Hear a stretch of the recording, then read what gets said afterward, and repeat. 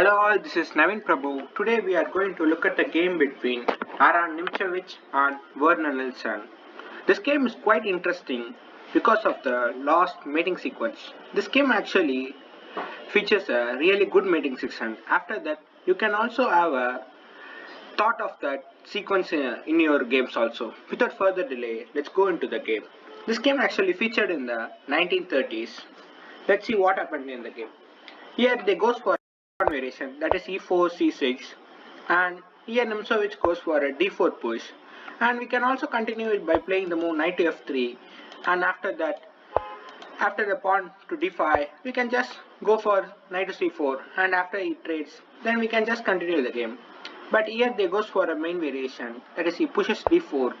Now he goes for a d5, and he puts his knight on c3, and this is an exchange variation of Caro-Kann, but he didn't opt to go for that.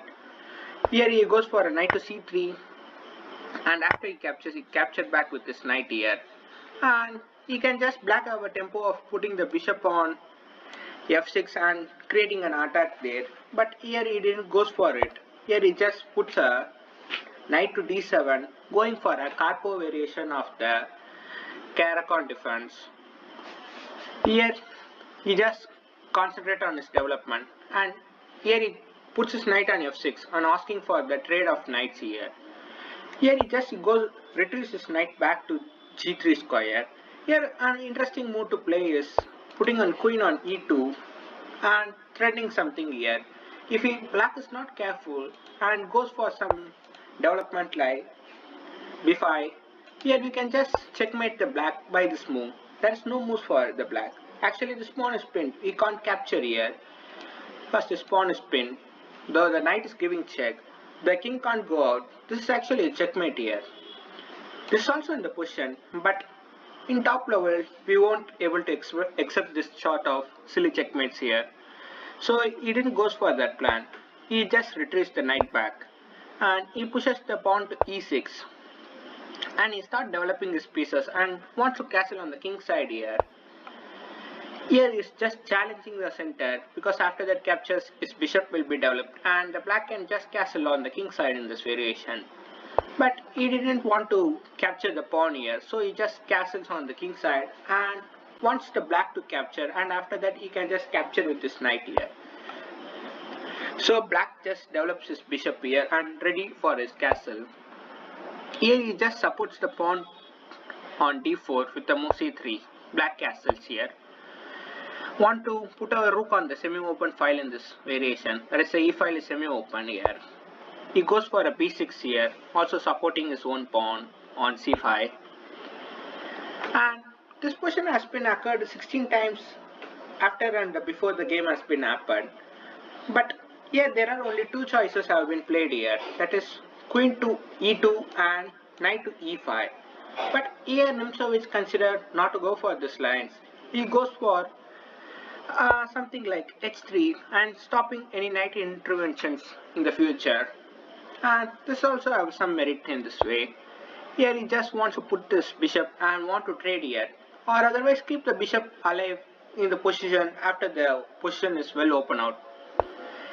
Here he just start developing his pieces, and now Nielsen just captured the knight. Actually, I don't like this move because we actually want to put our bishop on b7 and keep this diagonal alive here, but he just gives up the bishop here. The queen captures here, and he just captures the pawn here. The point of giving up the bishop in this situation is, as you see, the knight is actually guarding the d4 pawn. If the c pawn ever captures the d4 pawn, the knight will capture, and there is no problem in it. But here he just captured, and the queen captures. But here we have a white as an isolated pawn. This is a point of giving up the bishop here. But actually I don't like that move. Let's see what happened here. Here he just goes for a knight to d5 and attacking the bishop here. The bit accurate move was to move the bishop and keep the bishop pair alive, because black don't have a bishop pair. If you have a bishop pair, that will be helpful for white here. But here Nimzowitsch didn't go for that idea. He just puts the bishop here if the knight ever moves and captures the bishop will just capture the rook here. That's also in the idea. So here Nielsen goes for knight to f6, want to eliminate this bishop first, and then wants to go for this bishop. That is want to eliminate the e4 bishop. After that, queen captures here. We can just capture the bishop on f4. So Nimzowitsch knows that. He just moves his bishop to e5 and leaving the e4 bishop here. So the knight captures here, and we capture back with the knight here. The problem with queen captures or rook captures is after this happens, the knight can just goes for f6 and attacks our queen or rook. So we have to waste the tempo in that. So he goes for a knight captures in this situation, and he asking for a trade in this situation. He then goes for it. He puts the rook on the open file here, and also aiming at the c7 square because this is guarded by this bishop here. And here he just accepts the trade here. Here he goes for rook captures and also planning of shifting the rook on the g5 and threatening the mating attack on the king here. Here he just develops the queen here. If the rook ever moves, we can just capture the queen here, and it is easy to defend against the bishop and the rook in this variation, because if the queen also there in the support on the king side, it will be dangerous for black to defend here. If the queen is traded, it will be okay to play in this position. So he goes for this idea. Now he actually misses the c7 square.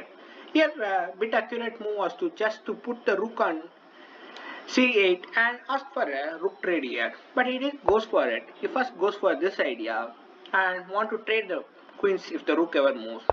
But here Nimzowitsch goes for this continuation. That is rook to c7.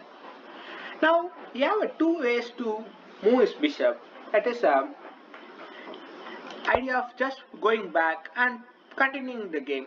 This is okay to play the game, but this is actually not happening in the game. If this happens, it will be a normal game. That is, after that we can just goes for a attack on the g7 pawn, the rook and bishop. And after some moves, we can just trade the queens. And you see the position is around equal. We can just place the move. The idea is that we will get a d5 pawn advantage in this situation. And that is actually a positive for white. It is somewhat advantage. It is quite okay to play as a black and white here. There is no problem in this. But what happened in the game is not at all good, because after that he goes for a bishop to d6 and asking a trade of bishops here. That is attacking the rook. If the rook ever retreats back, we can just trade the bishops here, which is good for white, because as you see the bishop is attacking g7 square, which may be dangerous for black sooner or later. So you want to trade the bishops here. But here Nimzowitsch spot the amazing continuation. I hope I give you a few seconds. You can also try it what you have actually spot. Actually, in this move he just goes for rook to d7. I hope you guys spot this move here, but this is not the move you have to spot. You have to spot the sequence of moves which going to happen in the game. I first hide the annotations here. I don't want to relieve it. Then he goes for a rook to d7 and he just attacking the bishop here. As you see, the bishop can't move in this situation. If ever moves, the queen will drop here. The rook will just capture the queen. So that can't be good. We have to safeguard our bishop, because the next move we will just capture with our rook and the bishop will be lost. Here the only move was to put the rook on the d8 square. Any rook is fine here. We can't just put this rook here. Also note that we can't put the f rook here, because our queen just captured the f7 pawn and it will be a mate in two moves here. That can't be good. The only move is to put the a rook here, and he goes for that idea. And here Nimzowitsch just sacrifice the exchange here. Not a sacrifice, but he just wants to capture the bishop first, not the rook. After the rook captures, here he plays a move. After that, he just resigned the game. That is, Nielsen just resigned after this move has been played. Here, Nimzowitsch goes for the I hope you can't spot that. I don't want to tell that to you. Here Nimzowitsch goes for a queen to f6. That is real. You are hearing it correct. Queen, he goes for a queen to f6 and offering a queen here. But the interesting thing is he can't capture the rook or the queen in the situation. Both are hanging actually. But he can't able to touch any of the piece in the situation.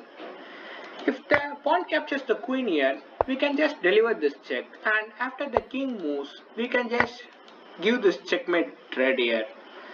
And if the rook captures here, queen captures the rook, we can just deliver the checkmate in this way. And so Nils knows that he just resigned the game after this move. This is the move you have to spot here. Maybe you have just spot the move when he just puts the rook on c7, and he also considered that maybe Nils just goes for this move so that he can just place, and you have spot that move. Maybe when I don't know when he actually spot the move, but it is interesting to show it to you guys. So I want to show this game. I hope you guys enjoyed the video. If you like the video, hit the like button and keep supporting to this channel. And thank you for your support guys. See you in the next video. This is NaveenPrabhu signing off.